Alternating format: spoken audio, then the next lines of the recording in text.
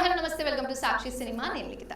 Super star Krishna family నుంచి hero వస్తున్నాడంటే ఖచ్చితంగా ఆ సినిమాపై అంచనాలుంటాయి. అందుకే శ్రీనివాస మంగాపురం సినిమాపై మొదటి నుంచి భారీ అంచనాలు ఏర్పడ్డాయి.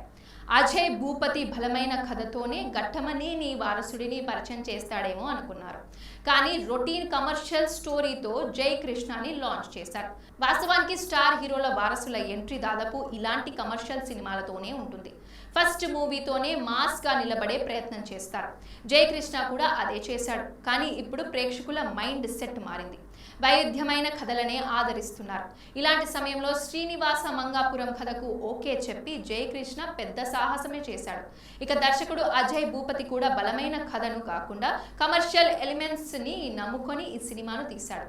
మాస్ హీరోకు కావాల్సిన లవ్, యాక్షన్, ఎమోషనల్ సీన్స్ అన్ని ఇందులో ఉన్నాయి. కానీ వాటిని ఆకట్టుకునేలా తీర్చిదిద్దడంలో మాత్రం పూర్తిగా సఫలం కాలేదు. ప్రేమ కథను కూడా గుండెలకు హత్తుకునేలా చూపించలేదు. ఓ యాక్షన్ సీన్ తో సినిమా ప్రారంభమవుతుంది. ఆ తర్వాత పెద్దిరెడ్డి పాత్ర పరిచయం, హీరో హీరోయిన్ల ఎంట్రీ ఇలా చకచకగా జరిగిపోతుంది. హీరో హీరోయిన్ ని చూడగానే పాట, ఒకసారి మాట్లాడగానే మరో పాట, కాసేపటికి ఇంకో పాట, ఇలా మొదటి 40 నిమిషాల్లోనే 3 పాటలు వచ్చి చిరాకు తెప్పిస్తాయి.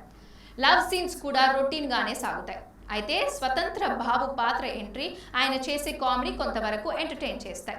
మధ్యలో వచ్చే యాక్షన్ సీన్స్ కూడా పర్వాలేదు. హీరోయిన్ వెనుక హీరో పడటం, ఆమె కూడా ఇతన్ని తెలిసిన వ్యక్తిలా చూడటం, ఫ్లాష్ బ్యాక్ లో ఏదో ఉందనే క్యూరియాసిటీతో ఫస్ట్ హాఫ్ ముగిసిపోతుంది. ఇక సెకండ్ హాఫ్ ప్రారంభమైన కాసేపటికే ఇది రొటీన్ లవ్ స్టోరీ అని అర్థమైపోతుంది. గతంలో చూసిన చాలా సినిమాలు గుర్తుకు వచ్చేలా సన్నివేశాలు సాగుతుంటాయి. క్లైమాక్స్ కూడా అలానే ఉంటుంది. తొలి సినిమా అయినా జయకృష్ణ చక్కగా నటించాడు. లుక్స్ పరంగా కూడా తెరపై చూడడానికి బాగున్నాడు. యాక్షన్ సీన్స్ తో పాటు డాన్స్ కూడా బాగానే చేశాడు. ఎమోషన్స్ సన్నివేశాల్లో మాత్రం అనుభవం లేనట్టు కనిపించింది. 2-3 సినిమాలు పడితే నటుడిగా మరింత రాటుదేలుతాడు. మంగా పాత్రకి రాషా థడాని న్యాయం చేసింది.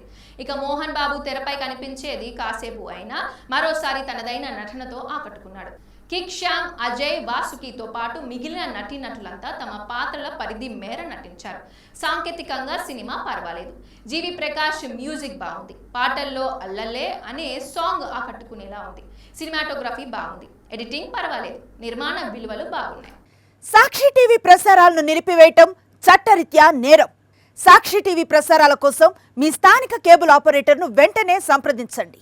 డిటిహెచ్లో, ఇంటర్నెట్లో కూడా సాక్షి టీవీ ప్రసారాలను వీక్షించవచ్చు.